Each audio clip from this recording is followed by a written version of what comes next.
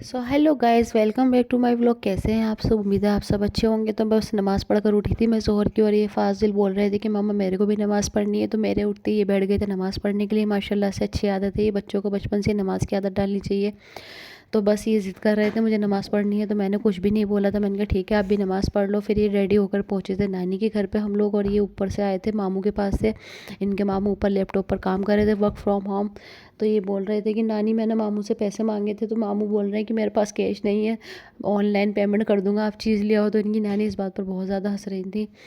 और ये फिर बोल रहे थे कि नानी आप मेरे को पैसे दे दो। नानी से पैसे लेकर चीज़ लेकर आए थे, और ये चला रहे थे उमेर की गाड़ी, मेरे भांजे की।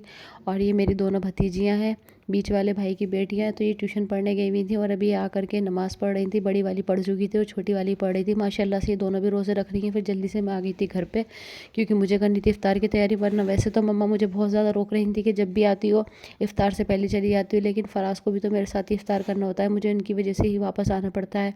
इसीलिए मैं मम्मा के घर नहीं रुकती हूँ इफ्तार के लिए। और मैंने आकर के जल्दी से बनाई थी, स्टार्ट कर दी थी पकौड़ियाँ, क्योंकि पकौड़ियों की डिमांड हमारे रोज़ होती है, क्योंकि फ़ैद की फेवरेट हैं पकौड़ियाँ। तो दस्तरखान पे उनको पकौड़ियाँ ज़रूर चाहिए, इसलिए मुझे ज़रूर बनानी पड़ती हैं।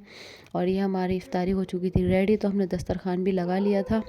इफ्तार का टाइम होने में भी थोड़ा टाइम बाकी था। और ये फ़ाहद कर रहे थे दुआ दस्तरखान पे बैठ कर, और फाजिल दिखा रहे थे नखरे बहुत ज़्यादा। शायद उनको नींद आ रही थी, आज वो हमारे साथ दस्तरखान पर आके नहीं बैठ रहे थे। तो मैंने इनके पापा से बोला था कि आप ही उठा के लाओ, आपके कहने से ही वो नीचे आएंगे। तो इनके पापा उनको उठा करके लाए थे, तो वो पापा के कहने से आ गए थे, और आ करके वो दस्तरखान पे हमारे साथ में बैठ गए थे। लेकिन इनकी आंखों में नींद थी, मुझे पता था कि ये कुछ खाते खाते सो जाएंगे शायद, लेकिन नहीं, फिर भी उन्होंने थोड़ा सा हमारा साथ दे दिया था। और वो पापा से बोल रहे थे कि पापा भाई ने और आपने टोपी पहनी हुई है, तो मुझे भी वो वाली टोपी उठा के दीजिए।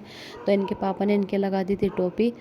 तो ये बहुत ज़्यादा क्यूट लगते हैं वैसे भी टोपी लगा करके। और टोपी लगा करके ये फ़ाहद को देख करके कॉपी कर रहे थे, फ़ाहद को दुआ मांग रहे थे, फ़ाहद की देखा देखी कि अल्लाह पाक मेरे पापा को पैसे दे दे, इनकी रोज़ाना एक ही दुआ रहती है। और फिर हो चुका था उसके बाद रोज़े का टाइम। तो मैंने फ़ाहद को दिया था खजूर, हम लोगों ने भी खजूर से रोज़ा खोला था। अल्लाह पाक मेरे बच्चे के फ़ाहद के भी रोज़े पूरे चल रहे हैं, इनके रोज़े भी अल्लाह पाक पूरे कबूल फरमाए।